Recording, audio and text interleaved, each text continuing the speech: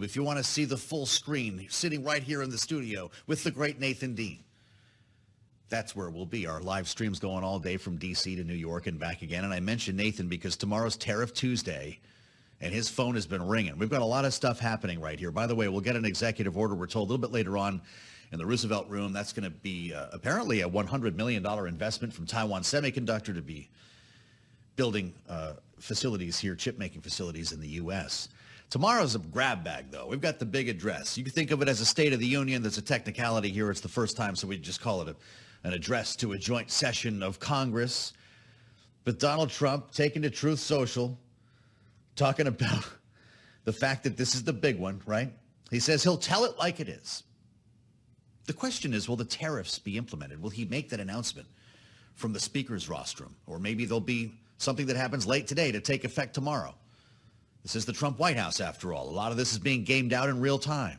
But it's Canada and Mexico that we're looking at very closely, of course, when it comes to the tariffs. And Howard Lutnick once again cracked the door yesterday on Sunday morning television to maybe these tariffs not being implemented, or at least not at the level that we've heard, 25%. Lutnick saying on Fox News, he's sort of thinking right now about how exactly he wants to play with it, Canada, Mexico. It's a fluid situation.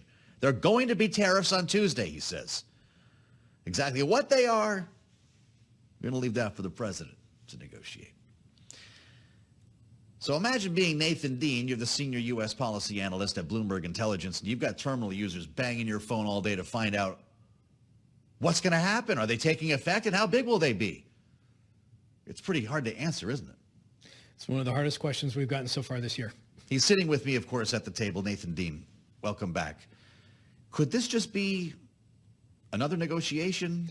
You get a couple more troops on the border. I don't know what he's going to get out of Canada or Mexico, and nothing takes effect. Well, I mean, it's always a negotiation. I mean, just go back to Friday when Scott Bessent was talking to Bloomberg Surveillance. He was talking about this idea of putting Mexico and Canada putting 10% tariffs on China. Yeah. And he said it was a fortress, a North American fortress of tariffs on China.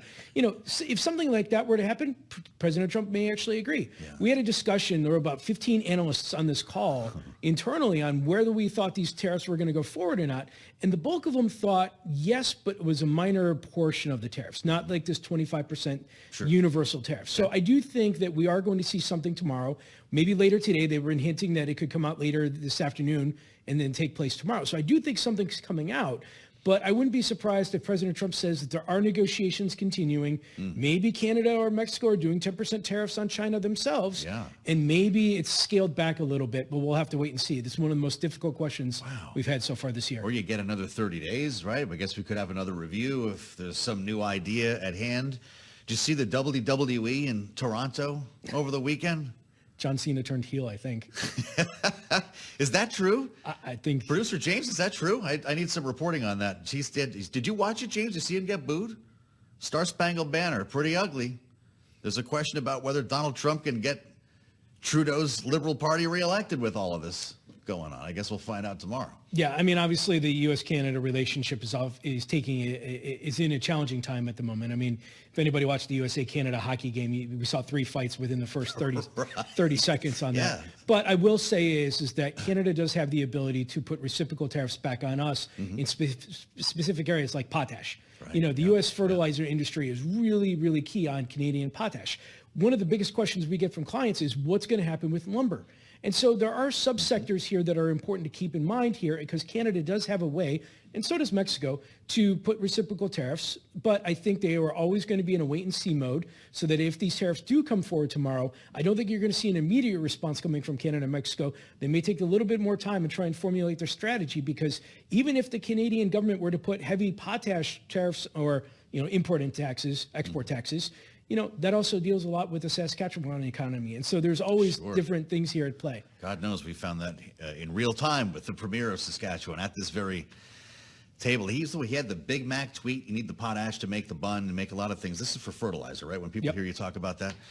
When it comes to lumber, President Trump says we have all the trees we need. We don't need anything that Canada has to offer, but it would take some time to ramp up a process like that, wouldn't it? Yeah, that's exactly it. I mean, that even goes to a lot of what President Trump is here trying to do in terms of driving manufacturing back to the United States. We had a client or a call, with in Europe who was looking at buying a plant here in the United States, and they said it was going to take them at least 3, if not 5 years, to buy that plant here in the United States.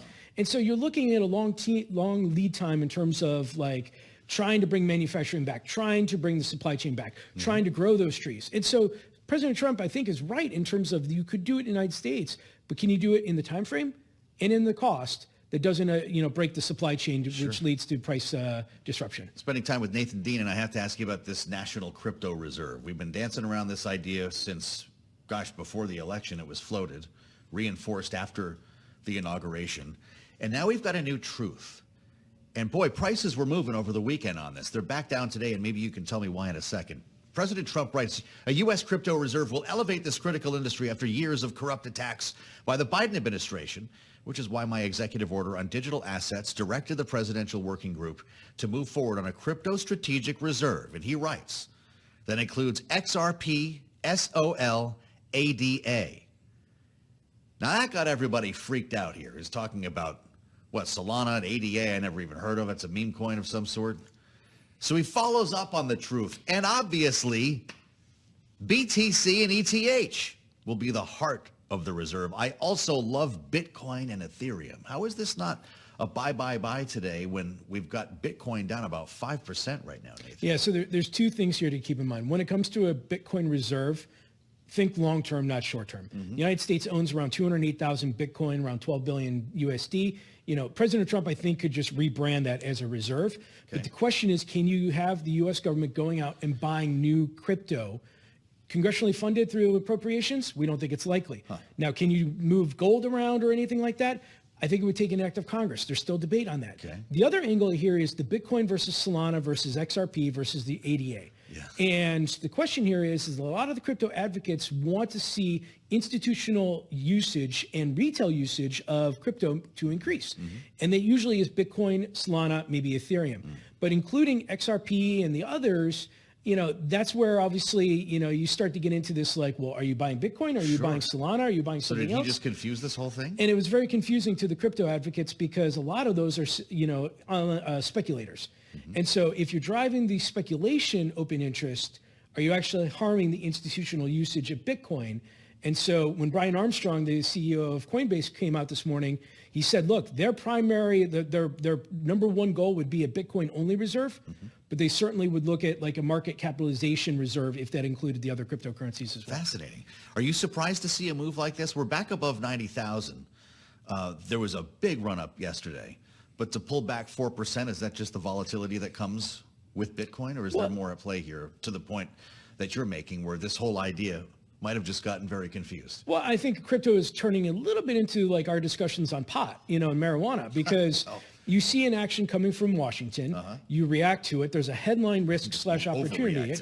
Yeah, I mean, there's a risk/opportunity to this headline risk, but then you start thinking about, okay, what does this actually mean? Well, in this case, President Trump puts his Truth Social post out there. The next catalyst is March 7th when the White House is having their crypto summit. So we'll get more details then. But the creation of a reserve/stockpile was something that the crypto advocates were really looking for. Yeah. And this was the first time he mentioned reserve, meaning an idea where they would go out and buy things. But again, if you look at the specifics and you look at some of the analyst notes out there, we're all thinking that it's more of a stockpile than a reserve. We'll have to see what happens in the future. Okay. So let's get on to the shutdown. Nathan, you mentioned last time you were on last week, you're going to start running odds last Friday. What are we, 11 days out here? Looking pretty real at the moment. There's still no deal, although Speaker Johnson saying on Sunday morning he wants to put up a clean bill. We're not going to attach it to Doge cuts and so forth. What does that mean for our chances of a shutdown? So we have two odd probabilities here. If Speaker Johnson puts forth a clean bill, no attachment, no policy writers or anything like that, we ascertain a 40% chance of a shutdown. We think the Democrats take the deal. Okay. If Speaker Johnson, the Republicans put out a deal that includes policy writers, codifying USAID, Doge, or anything language like that, we think there's a shutdown. Because the question we get for every single shutdown is, A, is there a market impact? And our response to that is no. Even the 31-day shutdown under President Trump's first term, markets really didn't care all that much. Yeah. But when it comes to the second question is, who causes the shutdown here? They always pay a political price. Now, it's a short-term political price.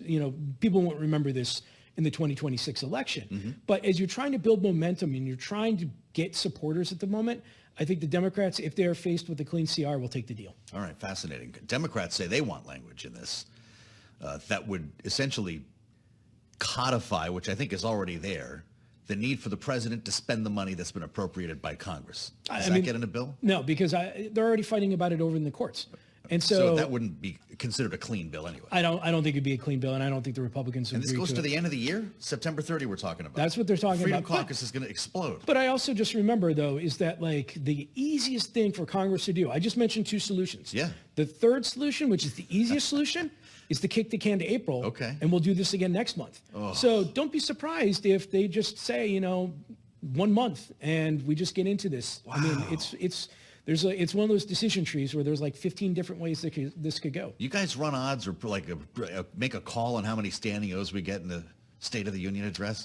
Is that at BI? Can I find that? Well, we'll try and come up with something for you tomorrow. That'd be great. I mean, we're going to be counting them, right? I suspect it's going to be one side of the room up all night. The other one's going to be sitting on its hands, right? You watch State of the Union for the fun of it, the drinking game, the Super Bowl of politics? I steal as much popcorn out of the pantry as I can to take home. Fantastic. So, all right, well, we'll review what we learned. I suspect there's going to be some crypto talk and shutdown talk tomorrow night. The great Nathan Dean, thank you, sir, as always, with us every week.